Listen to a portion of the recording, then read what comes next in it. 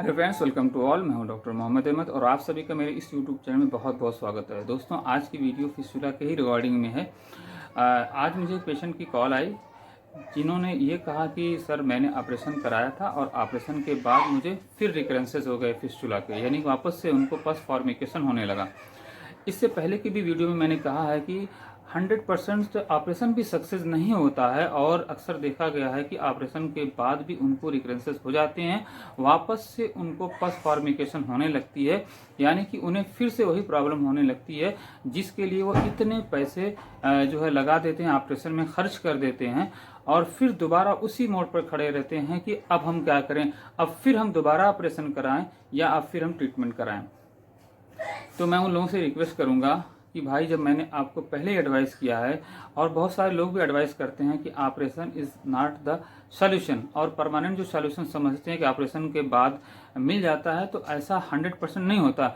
मैं ये नहीं कहता कि 10-20% लोगों को नहीं होता, 10-20% लोगों को मिल भी जाता है कि हाँ चलो उनको लॉन्ग लाइफ और बहुत दिनों तक नहीं होता, फिस्टुला एक बार ऑपरेशन करा लिए तो ठीक भी हो जाता है। बट आप सोचिए, मोर देन 70% में रिकरेंसेस के चांसेस बने रहते हैं। तो ये क्या सही है कि जिस कंडीशंस में जिस यानी ऑपरेशन में 70% या उससे ऊपर के आपको रिकरेंसेस के चांसेस बने रहें, तो क्या ऐसी यानी पद्धति को अपनाना दुरुस्त होगा? ऐसे तरीके इलाज को अपनाना दुरुस्त होगा जिसमें आपने इतने सारे पैसे लगा दिए, लगाने के बाद आपको फिर से हो गया और आप फिर उसी मोड़ पर खड़े हैं कि अब फिर दोबारा ऑपरेशन कराएं या अब फिर मेडिसिन की तरफ ध्यान दें? तो भाई, आप पहले ही से जो है मोहतात हो जाएं और आप मेडिसिन की तरफ आ जाएं। बहुत ही प्यारी मेडिसिन होम्योपैथिक में अवेलेबल हैं जो आपके 50,000 60,000 को रिड्यूस करके आपके कॉस्ट को आप जो 1 से 2 महीने या 3 महीने या मैक्सिमम जो है 3 से 6 महीने तक का भी ट्रीटमेंट करेंगे तो आपको बहुत ही कम खर्च में जो है होम्योपैथी में आपको इसका जो है ट्रीटमेंट मिल जाएगा और वो बिना किसी प्रॉब्लम के। सबसे बड़ी बात यह है कि इसमें तो ना तो आपको बेड रेस्ट करना पड़ेगा, ना आपको हॉस्पिटलाइज होना पड़ेगा और ना ही किसी और तरह की ऑपरेशन या सर्जरी आपके ऊपर की जाएगी। तो आप इस बात को क्यों नहीं समझ रहे हैं? क्यों आप अपने आप को यानी ऑपरेशन के हवाले कर रहे हैं और अपने बॉडी में कट यानी चीड़-फाड़ करवाने पे तुले हुए हैं? मैं आपको सिंपल भाषा में ये कहूँगा कि आप इससे बचें, अभी भी वक्त है। और मैं सबसे पहले ये बताना चाहूँगा, फिस्टुला को आप लोग क्या समझते हैं और इसे किस तरह से देखते हैं? ये है क्या? फिस्टुला जो है एक वर्ड है लैटिन का जिसके मतलब माने होते हैं ट्यूब के, यानी कि दो एक एब नॉर्मल कनेक्शन होता है। सपोज दैट स्किन से रेक्टम के बीच में हो जाए, स्किन से आपके एनल कैनाल के बीच हो जाए, स्किन से और बॉडी किसी पार्ट में हो जाए, यानी एब normal connection of the two organs अगर जिसमें होता है तो समझ लीजिए फिस्टुला है। फिस्टुला का मतलब एक ट्यूब है, एक समझ लीजिए नली की तरह से। होता क्या है फिस्टुला में? फिस्टुला में जो है एक समझ लीजिए कि थोड़ा सा फोड़ा बनता है, फोड़े के अंदर सुराख की तरह से, तरह नासूरी जख्म जिसे कहते हैं, जैसे आपके कहीं पैर पे या कहीं पे भी फोड़ा हो जाए तो जैसे वो जख्म अंदर ही अंदर गहरा होता होता होता हड्डियों तक पहुंच जाता है, उसी तरह से फिस्टुला आपके पेरिएनल जो एब्सेस होते हैं या आपके सराउंडेड एनल के जो है आपकी जो स्किन्स होती है उस एरिया में कहीं से भी स्टार्टिंग होकर वो जाके एनल कैनाल में मिल सकती है या आपके रेक्टम में जाके मिल सकती है। इसे पहले 4 भागों में यानी 4 तरह के प्रकार बताए गए थे, अब इसे 5 यानी कि क्लासिफाइड किया गया कि 5 तरह के फिस्टुला के टाइप्स होते हैं। तो अगर मैं सबको यहाँ पे क्लासिफाइड करूंगा तो वीडियो लंबी हो जाएगी। मुख्तसर सी बात यह है कि पेरिएनल एब्सेस ही जाके लेटर ऑन फिस्टुला में कन्वर्ट हो जाता है मोस्ट ऑफ केसेस में। तो सबसे पहले आप साफ सफाई का ध्यान रखें ताकि आपको एनल एरिया में और आपके पेरिएनल एरिया में कहीं पे ज़्यादातर बाल बड़े ना रहें ताकि आपको फुंसी या फोड़े होने के चांसेस ना रहें, और उसको बहुत ही हाइजीनिक तरीके से रखें और अपने स्टूल पर ज़्यादातर फोकस करें कि वो सॉफ्ट हो अच्छे से एकदम, ताकि आपको जब मोशन क्लियर हो, ताकि आपको जो कब्ज वगैरह की शिकायत ना हो। इससे भी अक्सर जो है किसी किसी को फिस्टुला होने के चांसेस है। क्रोन डिसीज है और बहुत सारे जो है रीजंस हैं। टीबी भी इसमें एक तरह से एक अहम रोल अदा करती है और भी बहुत सारी चीज़ें हैं जिनकी वजह से फिस्टुला होने के चांसेस होते हैं। लेकिन मेरे कहने का मतलब है कि फिस्टुला है क्या? फिस्टुला तो एक ट्यूब है ना, लेकिन उससे पहले क्या है? उससे पहले एक फोड़ी या फुंसी बनती है जिसमें पस फॉर्मिकेशन होता है, उसमें से पतला गाढ़ा खून मिला बिना खून का स्राव होता है, बस यही फिस्टुला है। इसी को ड्राई करने के लिए इतना सारा कुछ हो रहा है, और इसी को ड्रेन करने के लिए आप ऑपरेशन करवाते हैं। ड्रेन करने के बाद वो बहुत सारे तरीके हैं उनको सुखाने के लिए, उनको जो है ऑपरेट करने के बाद उसको जो है वो बंद कर देते हैं, ओपनिंग को भी, और क्लोज कर देते हैं। लेकिन उसके बाद भी लोगों को पस जो है जनरेट हो जाता है और वहां पे बन जाता है, और जिससे हम रिकरेंसेस कहते हैं, यानी कि पुनरावृत्ति, यानी किसी चीज का फिर से हो जाना। तो जब आपको ऑपरेशन कराने के बाद भी आपको इसको छुटकारा नहीं मिल पा रहा है तो आप ऑपरेशन क्यों करा रहे हैं? मैं अभी भी आपसे यही रिक्वेस्ट करूंगा, जिन लोगों को फिस्टुला है उसे एक नॉर्मल फोड़े की तरह से लें, घबराएं नहीं। ये बहुत ही इजीली ट्रीटेबल है, थोड़ा सा टाइम लग सकता है। अगर आप किसी अच्छे डॉक्टर से कंसल्ट करेंगे तो वो आपको डाइट बता देगा, थोड़ा सा क्या खाएं क्या ना खाएं, ताकि आपको और भी हेल्प मिल सके एलॉन्ग विद मेडिसिन इसको हील करने में। मैंने देखा कुछ लोग सिर्फ दवाएं दे देते हैं, उन्हें प्रिकॉशन नहीं बताते। जबकि मैंने अपने एक पेशेंट को भी रिसेंटली उनका फीडबैक आया, सर अभी मेडिसिन तो हमने शुरू भी नहीं की, उनको पहुंची भी नहीं, और हमने जो डाइट बताई थी उस डाइट को फॉलो करके उन्हें काफी अच्छा रिलीफ मिल गया। तो आपको पता है कि भोजन हमारे जो जिंदगी में बहुत अहम रोल अदा करते हैं।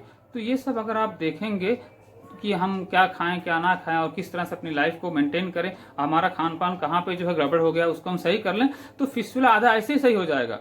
और अगर आप इसी तरह से यूट्यूब पे सर्च करके या उन लोगों के पास जाएंगे जो लोग सिर्फ ऑपरेशन को सपोर्ट करते हैं, तो समझ लीजिए आप अपनी लाइफ से खिलवाड़ कर रहे हैं। और इन द एंड मैं यही कहूंगा, अगर खुदा न खास्ता आपको इनकॉन्टिनेंस हो गया, फिर दुनिया की कोई भी ताकत नहीं है कि आपके एनस स्फिंक्टर को नेचुरल वे में ला सके।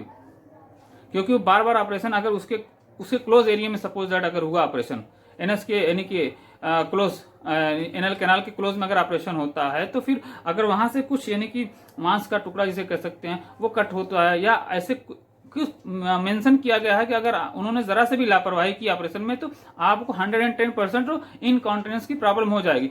अब ये समझते हैं कि इनकॉन्टिनेंस होता क्या है। इसमें आपका स्टूल यानी अनइफेक्चुअल तरीके से बाहर आ जाता है, यानी कि आप उसे कंट्रोल नहीं कर पाते हैं। जो इस तरह से जो एनस आपकी रिंग जो है वो बंद होती है, वो ऑपरेशन की वजह से जो है उनकी जो मसल्स होती हैं वो लूज हो जाती हैं। बस इतनी सी बात है। जब ये बहुत लूज हो जाती है तो लोग आर्टिफिशियल स्फिंक्टर लगवाते हैं, यानी कि उस मल को रोकने के लिए आपको लार्ज इंटेस्टाइन का जो लास्ट पार्ट है एनल कैनाल, वहां पे जो है फिर वो स्फिंक्टर लगवाते हैं। और स्फिंक्टर जो आर्टिफिशियल आप समझ सकते हैं, वो ब्रेन से आपके कनेक्टेड नहीं है, वो आपके जो माइंड के इंस्ट्रक्शन को नहीं फॉलो करेगा। याद रखिए, आर्टिफिशियल ही होती है। जो आपका एनस का रिंग है वो आपकी बॉडी का एक हिस्सा है, वो आपके ब्रेन के सेंसरी नर्व से कनेक्टेड है। और जो आपका आर्टिफिशियल स्फिंक्टर रहेगा वो आपके सेंसरी नर्व से नहीं कनेक्टेड रहेगा, तो वो आपके इंस्ट्रक्शन यानी ब्रेन के इंस्ट्रक्शन को कैसे फॉलो करेगा? वो कैसे कब कंट्रोल करना है, कब लूज करना है, कब आपको गैस पास करनी है, कब आपको स्टूल की अर्जिंग हुई तो उसे पास करनी है, तो वो आर्टिफिशियल है तो आर्टिफिशियल ही रहेगा। तो इतना ही मत समझिए कि सिर्फ ऑपरेशन की तक की बात है, बात वहां से लेके यहाँ तक की है। अगर खुदा न खास्ता आपको ऑपरेशन कराने के बाद ये प्रॉब्लम हो जाती है, तो फिर आप किसी भी यानी कहीं किसी घाट के लायक नहीं रहेंगे। फिर आप मेडिसिन भी कितनी कर लें, फिर वो रिंग को फिर वापस से जो है ना वो नहीं कर पाएंगे, यानी कि वो जो कट गया हिस्सा उसको मेडिसिन कोई जो वापस लाके यानी कि उसको फिर से जो रीग्रोथ नहीं कर सकेगी। वो लीवर नहीं है कि चलो ठीक है काट करके प्लांट कर दिया और वो आपका फिर रीग्रोथ हो जाएगा। तो एनस का स्फिंक्टर जो है लीवर के ऑर्गन की तरह नहीं है।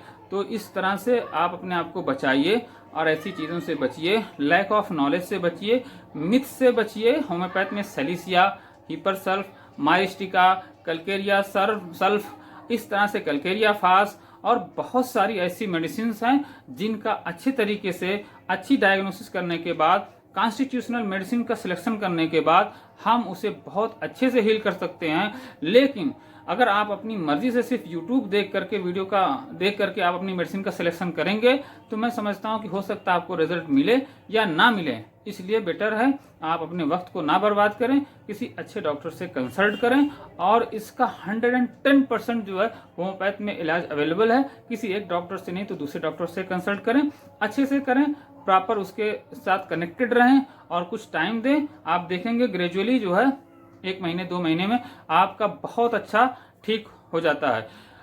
अब मैं बात करता हूँ हमारे जो फिस्टुला के पैक की, तो हमारा फिस्टुला पैक जो है उसका लिंक मैं डिस्क्रिप्शन में दे दूंगा। वहां पे कुछ पेशेंटों के फीडबैक भी आपको मिल जाएंगे।